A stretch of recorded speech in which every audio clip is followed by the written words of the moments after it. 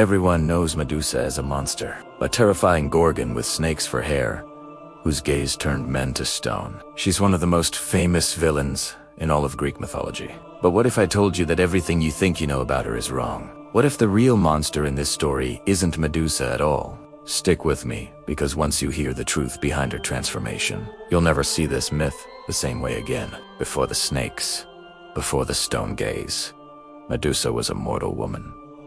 In the earliest tellings, she wasn't just any woman. She was renowned for her stunning beauty and, more importantly, her unwavering devotion. She served as a high priestess in the sacred temple of Athena, the goddess of wisdom and war. To hold this honored position, Medusa had to swear a solemn vow of celibacy. Her life was dedicated entirely to the goddess, and this deep devotion, this purity, is exactly what makes the tragedy that followed so unforgivable. Her beauty caught the eye of a powerful god, Poseidon, the mighty ruler of the seas.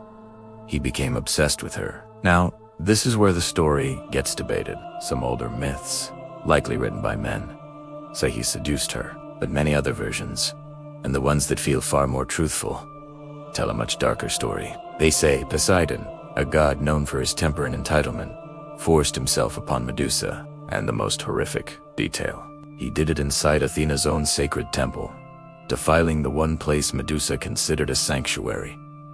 An act of such profanity could not go unpunished. The sacred space had been violated, and the gods were furious. But who do you think they punished? Poseidon, one of the three most powerful gods in the entire pantheon? Of course not. Instead, Athena's divine rage was unleashed, in its full and terrible force, upon Medusa. The victim, in a cruel twist of irony, Athena didn't punish her for being defiled, but for no longer being pure. Every trace of Medusa's celebrated beauty was violently stripped away. Her gorgeous hair, once the object of admiration, twisted and writhed into a horrifying nest of living, venomous serpents. Her face contorted into a monstrous visage, and her eyes, once windows to a devout soul, were cursed with a lethal power. Anyone who dared to meet her gaze was instantly petrified, turned into a cold, lifeless statue. Medusa was banished, exiled to a remote, desolate island. The woman who was once admired became feared.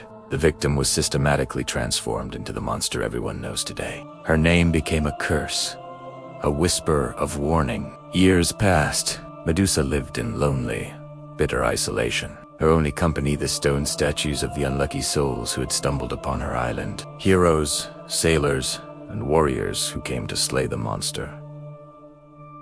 One day, a celebrated hero named Perseus was tasked with bringing back her head. It was a quest given by a king who secretly wanted him dead, thinking it was an impossible mission. But Perseus didn't go alone. The gods, the very same ones who created this monster, were eager to help him destroy her. But notice how they did it. They never faced her themselves. Athena, who had cursed Medusa, gave Perseus a mirrored shield, polished so brightly he could see Medusa's reflection without looking at her directly. Hermes, the messenger god, lent him a pair of winged sandals to make his approach swift and silent. They knew the power of the curse they had created. They knew that to look upon Medusa was death. Following their guidance, Perseus found Medusa's lair. He didn't face her in a heroic battle. He didn't outwit her. He waited until she was asleep, vulnerable and unaware. He approached using the reflection in the shield, raised his sword, and severed her head from her body. A so-called hero, killing a victim in her sleep. But even then, the story isn't over. As her head fell, something miraculous and unexpected happened. From the blood that spilled from her neck, two immortal beings sprang to life. The first was Pegasus, the magnificent winged horse who would become a symbol of poetry and inspiration. The second was Chrysaor, a giant warrior who wielded a golden sword. Even in her final, brutal moments, Medusa's essence created new life.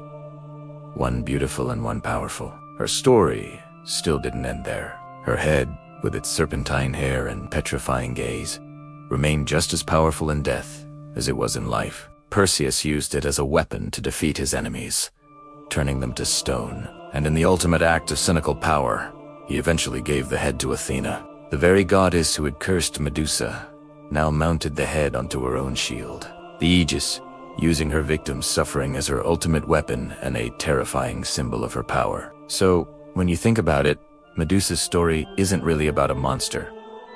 It's a story about injustice. It's a story about power, who has it, who misuses it, and who suffers for it. It's a chilling reminder that history is almost always written by the victors, by the powerful, who can turn a victim into a villain with the stroke of a pen. Medusa wasn't born a monster. She was made one. If you find it fascinating how these ancient myths can feel so disturbingly modern and relevant, make sure to subscribe and hit that notification bell. We'll be exploring more myths and legends that reveal the timeless truths about our own world. Thanks for watching.